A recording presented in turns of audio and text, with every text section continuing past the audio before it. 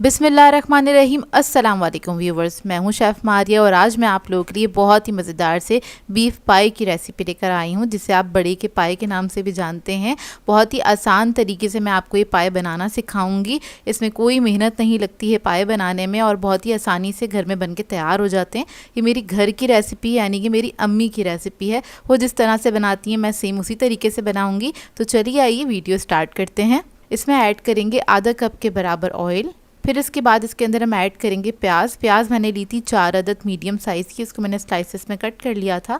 इसको हम थोड़ा सा फ्राई करेंगे। अब इसके अंदर हम ऐड करेंगे लहसुन अदरक का पेस्ट 3 टेबलस्पून के बराबर। धनिया पाउडर ऐड करेंगे 3 टेबलस्पून। लाल मिर्चों का पाउडर ऐड करेंगे 2 टेबलस्पून। नमक ऐड करेंगे 1 टीस्पून। हल्दी ऐड करेंगे 1 टीस्पून। कश्मीरी लाल मिर्च ऐड करूंगी मैं 1 टीस्पून। अब इस मसाले को भून लेंगे अच्छी तरीके से। इसके अंदर मैं थोड़ा सा पानी ऐड करूंगी ताकि मसाला हमारा जले नहीं, और इसको आपने मिक्स कर लेना है अच्छी तरीके से। अब इसके बाद इसके अंदर हम ऐड करेंगे पाए। तो यहाँ पर मैंने लिए हैं बीफ के पाए, 2 अदद पाए थे। इसको अच्छी तरीके से आपने वॉश कर लेना है और उसके बाद इसके अंदर आपने इसको ऐड कर देना है। अब पाए को हम हल्का सा भून लेंगे, बहुत ज़्यादा इसको भूनने की ज़रूरत नहीं होती है, बस आपने हल्का सा मसाले के साथ भून लेना है।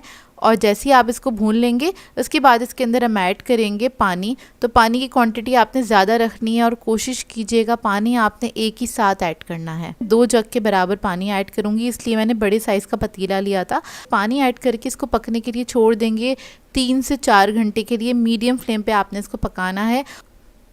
तो देखिए तकरीबन 3 से 4 घंटे हो गए हैं, मैंने इसको 4 घंटे तक पकाया था और ये जो ग्रेवी है वो बिल्कुल रेडी हो गई है और पाए हमारे बहुत ही अच्छे से गल के तैयार हो गए हैं। तो देखिए इस तरह से मैं आपको दिखा देती हूँ तोड़ के कितने अच्छे से गल गए हैं ये।